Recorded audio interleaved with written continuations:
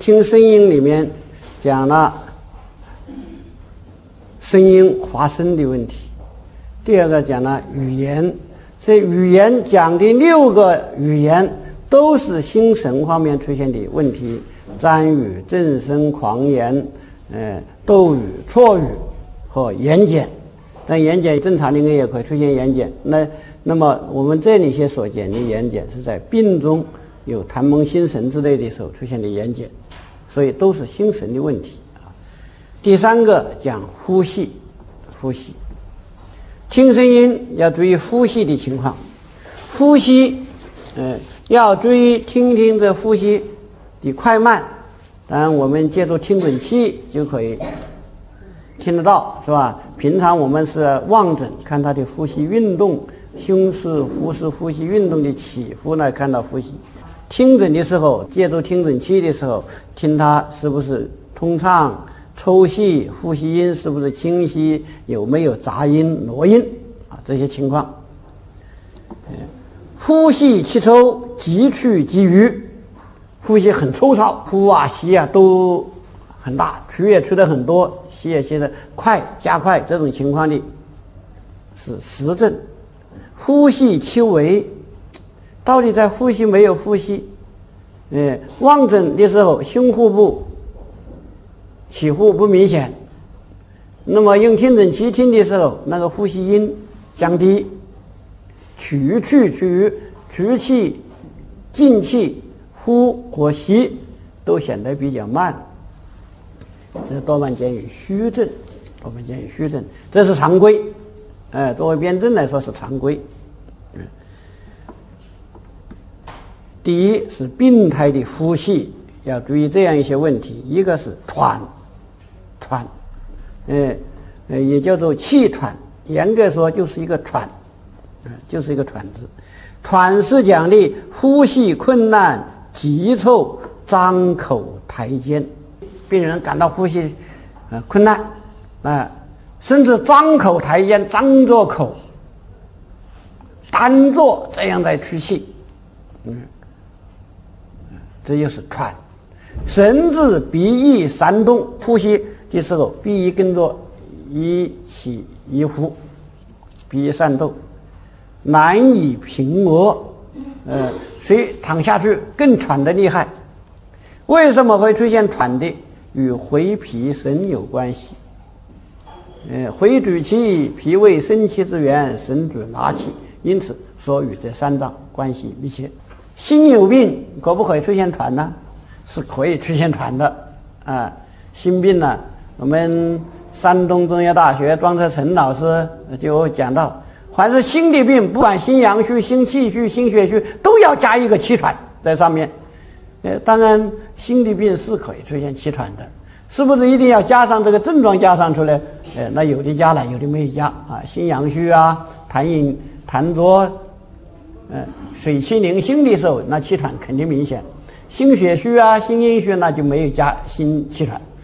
它凡是心的病都会出现气喘，回的病会出现气喘，心的病也会出现气喘。我们有的就加上去了。我这里说的是回脾肾和去气呼吸有关系。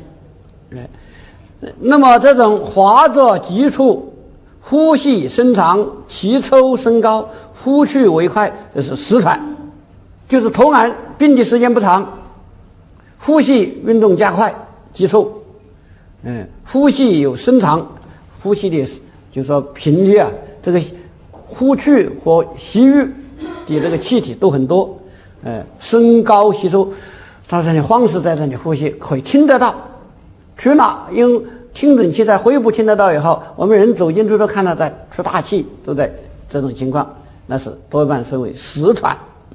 实喘，西医认为急气性，它属于急气性的呼吸困难，这种情况就可以出现什么问题呢？白喉、急喉风，它可以出现。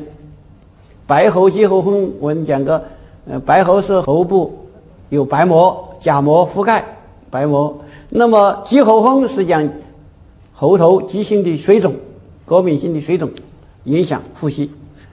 那么由于它这个地方走射出了，就会出现吸不进去，吸不进去。那么这个机器实喘是不一定就是机器性的困难呢？倒也不一定啊。西医它没有说这个实喘、虚喘，它不这样分，它只分吸气性的困难、呼吸困难，还有呼气性的呼吸困难。那么这种喉头受肘了，吸气体挤不进去的，那是它这种情况就是机器性的。那么这种情况应该赶快请气管切开，或者是气管插管，是不是啊？气管插管帮助他来呼吸吸进去。如果是病势缓慢，我们中医辨证的时候啊，就辨实和虚，呼吸缓慢，呼吸胆浅，回活量很小，没有吸好多气体进去，头当然也没吐好多气体出来，是不是啊？那一个回活量大，呼吸运动加快，回活量大，声音都可以听得到，在那里粗糙。那么这个缓慢，但是又显得这个呼吸困难的，声音微息低，那么这一种情况属于虚喘，觉得气不够用，哎呀，要深深的几口气才感到虚乎啊，稍微活动就出气更困难了，呼吸更困难了，这是虚喘。虚喘。西医有一种叫做呼气性的呼吸困难，就是实际上是回功能丧失，回的功能减弱了。那么回功能减弱应该说是属于虚的问题，回胀、回心病，回里面不能够容纳气体氢气。那么前面那个吸气性的呼吸困难是讲气体不能够经过喉咙，被堵住了，吸不进去。西医认为那是机器性的呼吸困难。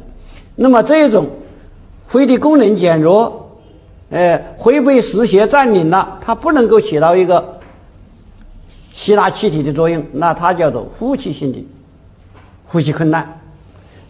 那么这个呼吸性的呼吸困难，应该说我们长期的病这个肺的病呼吸功能减弱应该属于虚症。那么这个虚症是不是就是等于我们中医讲的虚喘就是呼气性吸气困难呢？那也不一定，不完全相等。实喘回都是讲的回的病，喘是讲的呼吸困难，并不是呼吸被堵住了。所以喘实际上就是呼吸困难，病人自己觉得这个气体不够用要放肆在这里呼吸喘，这是喘。第一种。第二个是消，喘和消是两种不同的表现，可以结合在一起，但是是不同的表现。消是讲的呼吸急促失喘，喉间有哮鸣，主要是喉间有哮鸣，当然回里面也听得到，用那个听诊器听呜在叫在叫，喉头地方听得到，我们不用听诊器都听得到。那个哮喘的病人，哮病发作的时候，喉咙里面呢就哮。中医讲这种哮，各处形容它喉中如有水鸡声。水鸡是什么？水鸡我们就是南方讲的青蛙，北方也有青蛙吧？就是讲的青蛙。那么这种喉中如有水鸡声，就是这个喉咙里面有呜的在叫，有叫。这种声音，因此喘和哮它的表现，喘是讲气息呼吸困难，哮是讲的声音有一种异常的声音出现，这就是哮。为什么会有异常的声音呢？是痰饮内服，腹感外邪。腹感外邪就是为什么会哮实际上就是这个气体通过这个有痰饮的地方，在这里震动，气体使这个痰饮出现震动。西医讲认为是气管在痉挛，处于痉挛状态。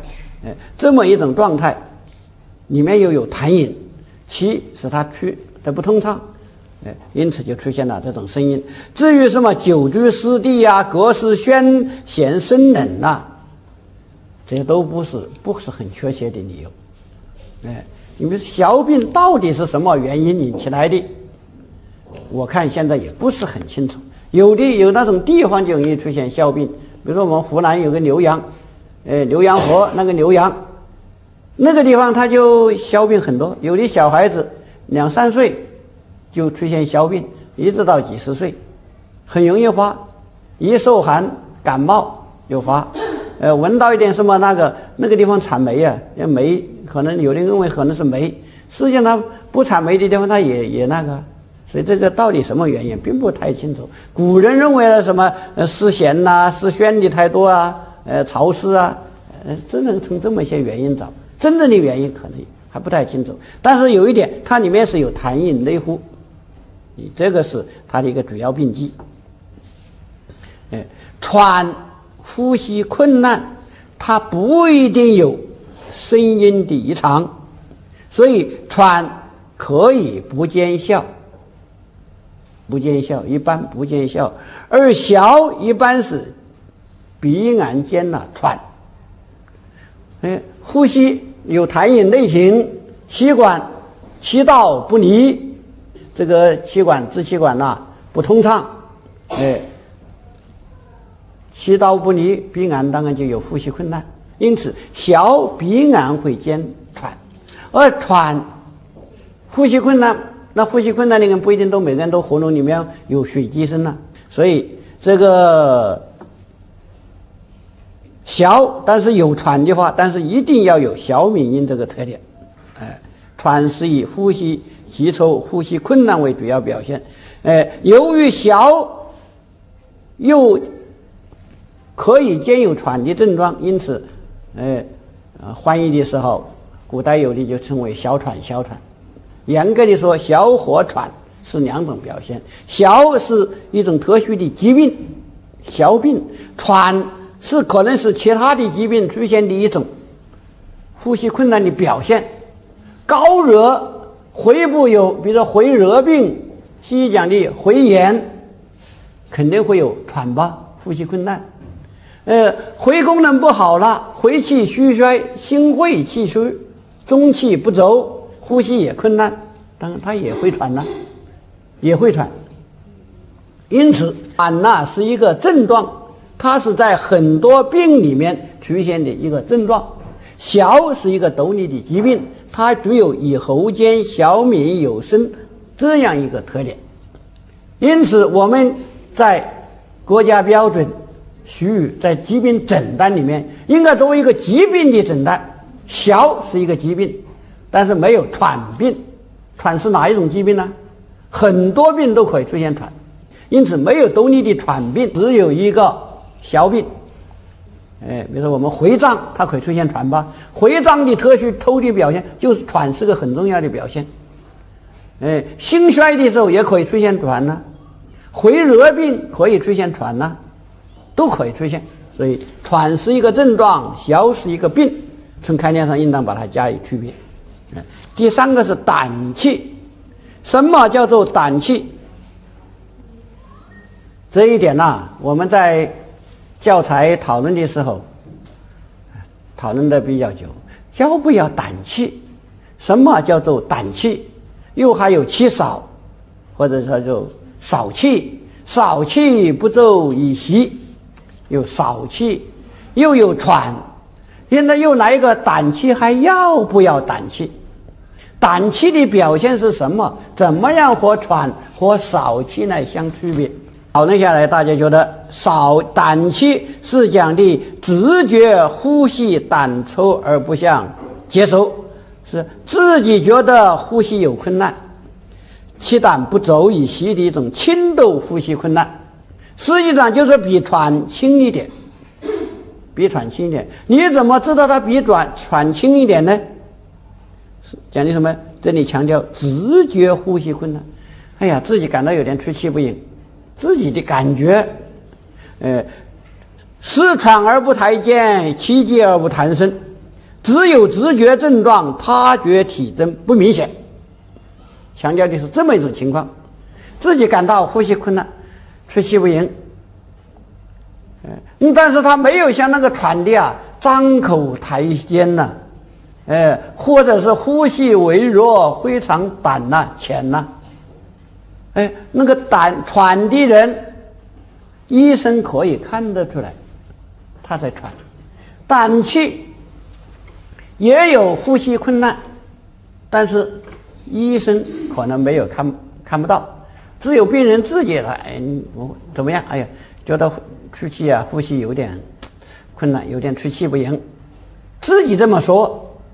自己觉得有气胆，不想接受这种表现，因此它属于一种轻度的呼吸困难，实际上就是说比喘要轻一点，这是第三种。这个6版教材也写的比较模模糊糊啊，写了以后大家不知道怎么解释讲这个问题，最后大家就讨论是这么个结果。它有什么情况呢？虚症，因为喘有实和虚的区别，是不是啊？它比喘轻微一点，轻度的喘。虚症的话，它往往就兼有声音低微，声音低微。实症的话，兼有胸闷、腹胀等等的，那是属于实症。所以这个喘胆气啊，它是介于这个少气和喘之间的一种表现。这个少气，今后如果说这个呼吸感到很微弱，接气不到，气少了，一严重一点，那就是少气了。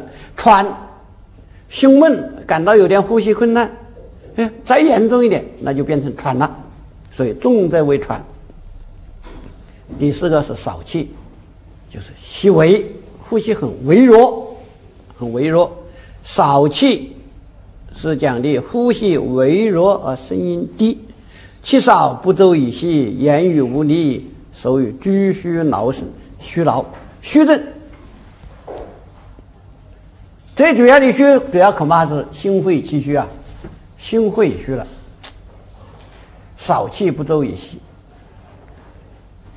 气太少了，讲话没有声音，少气难言，气胆难言。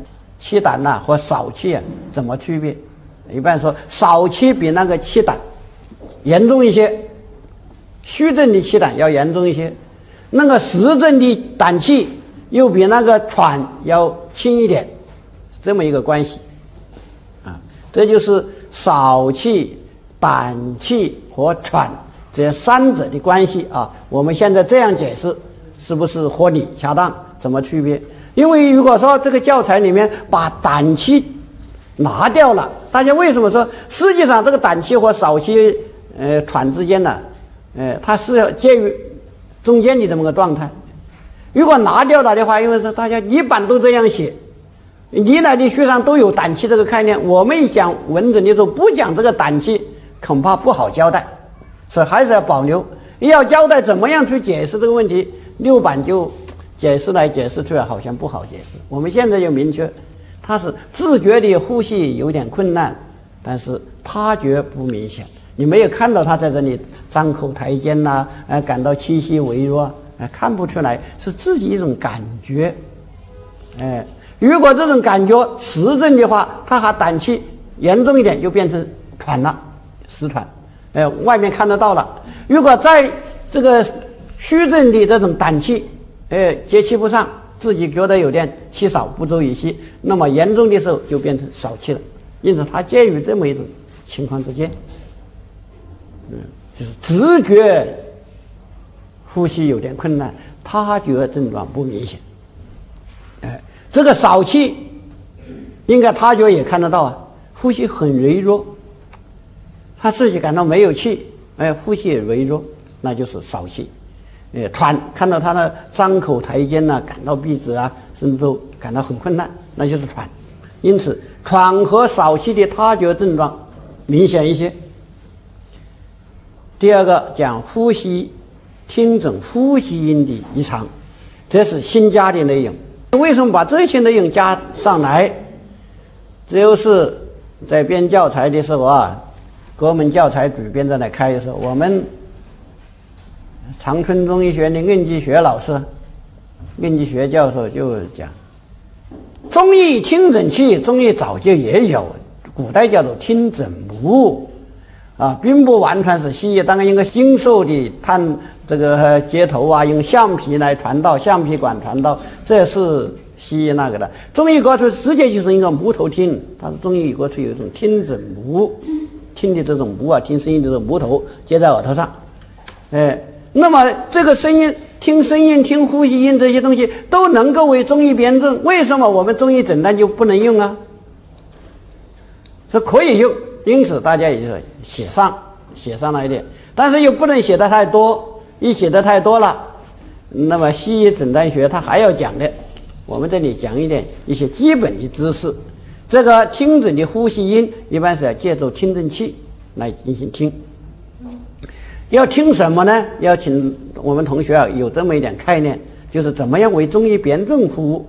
呼吸音有回泡呼吸音和支气管呼吸音两种。回泡呼吸音是在回里面，支气管呼吸音是在气管的地方。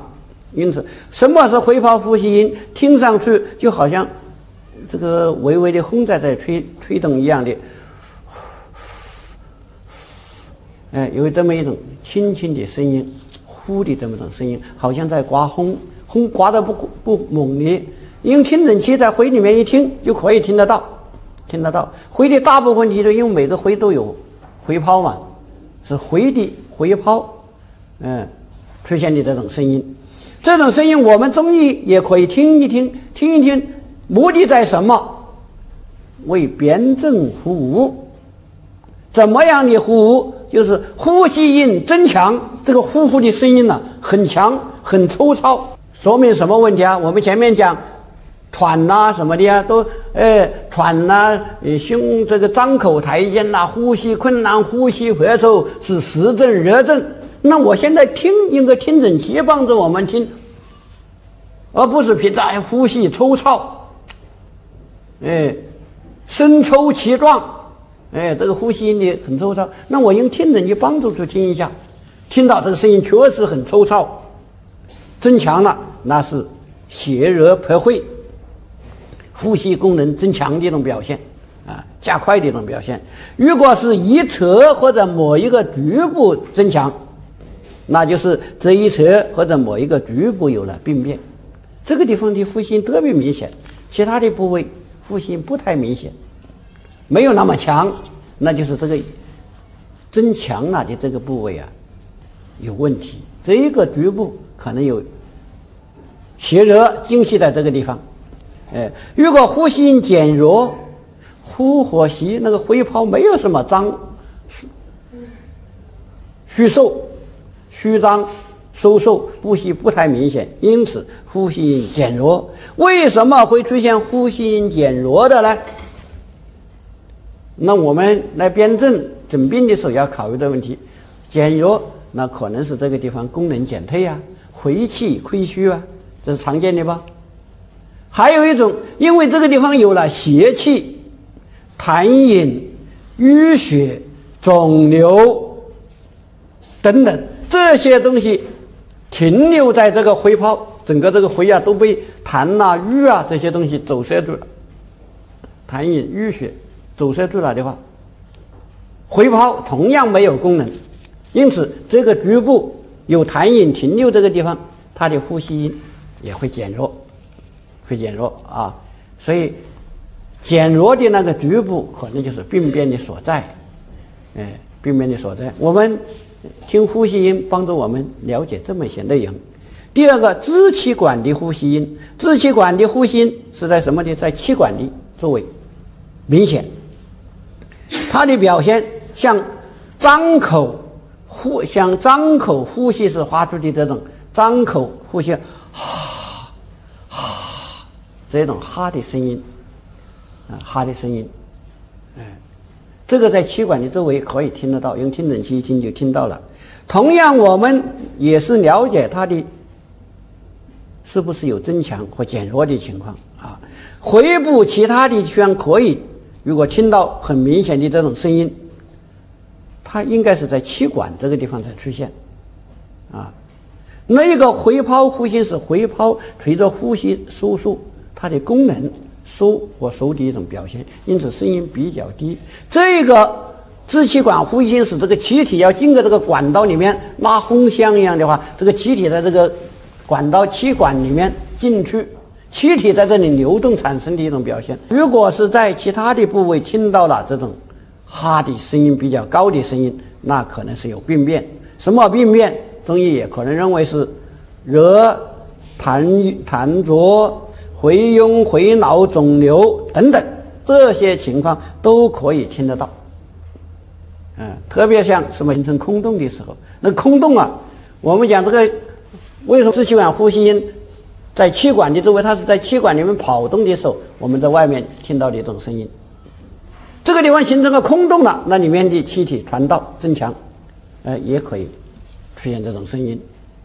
有水，它也可以引起这种声音，水的传导，通过传导，可以引起这种声音，可以增强。这是两种呼吸音呢，主要是看看它的回的功能是增强还是减弱，回气是虚弱还是有邪气停留。从这个呼吸音的强弱，支气管呼吸音的回泡的呼吸音的强弱，支气管呼吸音的强弱来判断虚实有没有邪气停留在肺，考这个问题。第三个是挪音。听呼吸音里面呢，听呼吸的时候啊，看看肺里面有没有异常的声音。挪音是讲呼吸音以外的附加的一种声音，正常的呼吸音可以听得到这个声音，除了这个声音以外，还可以听到另外的声音，夹杂了一个另外的声音，那叫做挪音。挪音又分为两种，一种湿性挪音，一种是干性挪音，是吧？湿性挪音又叫做水泡音。水泡音就像小孩玩的时候，用个竹管子把这个在水里面吹气，一吹气就咕噜咕噜咕噜，出现的这种声音，咕噜咕噜咕噜，水泡的声音。这个水泡的声音又分为抽湿性挪音和细湿性挪音。为什么会有水泡音？正常的只有呼吸，随着呼吸运动的时候，有可以传到听到的呼吸气体在里面流动回泡在这里虚收产生的声音正常的。那么现在听到了这个水泡音，这里面就肯定有水。那中医讲的水是什么东西就是痰饮，痰饮的问题。抽和细只是病情的轻重的问题，肯定不管你抽也好，细也好，都是有痰饮、痰湿停留在里面，才会产生一个水泡音。它是吹这个水泡泡的样的响的声音嘛，里面有痰饮痰饮，也可能是痰饮，也可能是邪热、痰热，那都可能的，可能的。这个抽湿性挪音呢，可以见于重度昏迷、喉中痰鸣。喉中有痰鸣，当然在肺上面听起来就有挪音了，并且很抽糙的挪音了。小喘的病人肯定，小的病人含饮内停是基本病机吧，因此小的病人也肯定有湿性挪音，说明有痰饮。我们耳朵听的时候听得不太准，用节奏听诊器听得更准一些。耳朵还没有听到喉中痰鸣，那么我在接受听诊器已经听到了有痰鸣，有水泡音，有湿性挪音，抽湿性挪音，那不是更准一些吗？主要目的是这样说明里面有痰饮。干性挪音，干性挪音就是有音乐性的挪音，像吹笛子一样，呜呜，或者是金属的这种声音较长的音乐性的一种呼加音。你平常的呼吸，这个声音循证，那这出现了一种像音乐笛子，甚至像打锣一样的这种声音，声音调比较高，尖脆的，像这种是什么问题呢？其他目的这种表现就是气管处于痉挛收缩，这个气体通过的时候不通畅，可能是有痰饮，也可能是淤血，也可能是肿瘤等等，邪热或者寒邪气凝导致气管痉挛狭窄，这么一种状态，反正气体通过不顺利了，出现这种声音。所以我们讲小病的病人呢，他既可以表现为湿性络音，也可以有干性络音，既有湿性络音又有干性络音。为什么？小病它的病理特点就是痰饮内糊，气道不离，气道不通畅了，气道不离就有可能产生干性络音，痰饮内糊就可能出现水泡音、湿性络音。这些是为了帮助我们增强听诊，借助这个听诊器来听到病变的声音。呼吸讲这么3种情况。第4个咳嗽，咳嗽什么叫咳嗽啊？反正大家都知道，咳出来这么一种声音，从喉咙里面发出来这么一种声音，气体冲出来。这个咳嗽过去啊，什么叫咳，什么叫嗽？古人有这个区分，有声无痰叫做咳，实际上就是讲的干咳，是吧？这个古人叫做咳。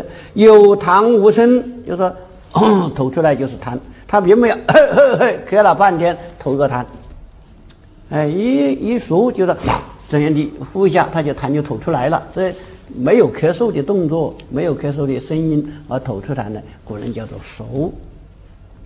把又有咳又有吐痰的叫做咳嗽，古人是这样分。实际上我们现在没有这么严格的分。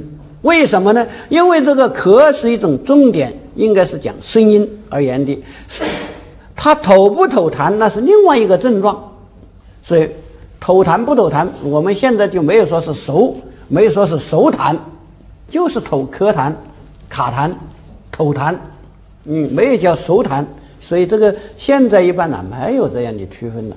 咳嗽就是讲的有这种从肺里面发出来这种咳咳的声音，就叫做咳嗽，没有说熟就是吐痰，咳就是有声音，不是这样区分的。咳嗽古人认为是咳不离乎肺，不离乎肺。张景岳讲咳不离肺，他根据什么呢？《说问咳论》里面讲五脏六腑皆令人咳，非都非也。非都非也，也就是说肺有病的时候一般都有咳嗽，但是除了肺有病引起咳嗽以外，其他的脏腑也可以引起咳嗽，非都非也。那么根据这个咳嗽，当然这样咳就是讲的咳，有的时候是把这个吐痰连在一起了，因此我们就要根据这个咳嗽和兼有痰有没有痰的情况，有这么几种：咳声重浊紧闷。之前我们讲过一个声重，发出来这个声音呢，重浊像鱼从瓮中取，咳的声音呢，好像从这个坛子里面嗡的发出来的这种声音。咳的声音重浊，胸部有紧闷的感觉，这样一种多半是实症。由于痰饮，这里写的是痰湿啊，可能是痰湿痰饮停于肺所导致的。如果咳嗽轻轻低微，声音不高，声音比较清丑，头上咳的声音呢很沉重，但里面有湿邪痰饮，这个咳嗽声音很清脆，声音又不太高，多半是肺气虚省、肺气不周了的表现。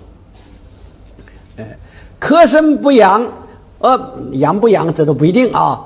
兼有黄痰，那是属于热邪所导致的，有痰热内温。肯定这不但光这是一个热啊，又有痰又有热，痰热内温。如果咳声有痰，痰花一卡的，我们说哪一种痰？痰色白，容易一卡就卡出来了。痰花一卡的，那是湿痰，是不是啊？因此这就是痰湿走回。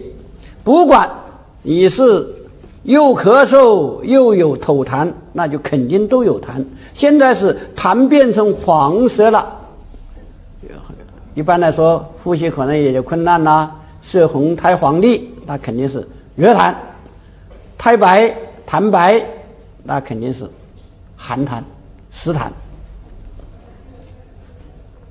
干咳无痰或者少痰，属于潮邪犯肺或者回阴亏虚，这个很容易理解。干燥没有津液，因此只有咳嗽的声音。这种潮邪犯了肺，回阴不足了，肺得不到濡养滋润，当然它出现咳嗽，稍微受点刺激就出现咳嗽。肺郁中闯这个鸣，稍微受点刺激就会引起咳嗽，但是它里面没有痰，因此干咳无痰或者少痰。有两种特殊的病，它的咳嗽的声音有离常，一种是咳嗽连收性的痉挛性的咳嗽，一咳几十声，咳几十声才放个进来，这咳到小孩脸色红血管都怒张都波动脸色红就好像喘不过气来了。咳几十声接连不断的咳，那个大人很担心了，这小孩会咳死会去悲剧你这么连收咳的时候，他没办法呼吸，这不下就会死掉吗？并且咳完了以后还有一个特殊表现，就是咳完以后像那个公鸡打鸣一样的打鸣了叫了它回那个气体那么回收那么一声，咳与鸡鸣一样的回声，最后咳后有鸡鸣一样的回声，恍惚划着，就说一天划了那么几次，10多次20次一咳就咳几十声，连收性的痉挛性的，咳完以后有这种鸡鸣，叫做白日咳、邓咳，也叫做漏枝咳。漏枝，什么是漏枝捉鱼的那个鸟，这个鸟它就潜到水里面去一下潜到水里面去，把那个鱼的鳃它可以把它夹坏以后呢，鱼就不能够呼吸游泳了，是吧？它把那个鱼就钓上来了。所以那个打鱼的渔民船头就有一只漏枝，这漏枝可能也有这种声音了，所以叫做漏枝咳、白日咳，中医叫做登咳，一蹬一次划着几十声，接连不断，所以叫做登咳。还有一种咳与喘回，咳的声音喉咙像狗这样叫一样，实际上可能要像狼嚎这狼晚上那叫，是这个咳嗽的时候又像喘回这样的声音，就是声音是嘶哑的，呼吸困难，像喘回的咳嗽，像那个狗一样那你叫嘶哑的声音咳出来，这是白喉的一种表现。当然是不是白喉，是不是像喘回那个声音，你说这就是喘回，那个咳嗽不是叫喘回，那像喘回，是不是喘回，是不是白喉？那当然更重要的要看看喉咙有什么表现吧，有没有发烧那些表现。这是两种特殊的一种咳嗽声音要我们讲一讲休息一下。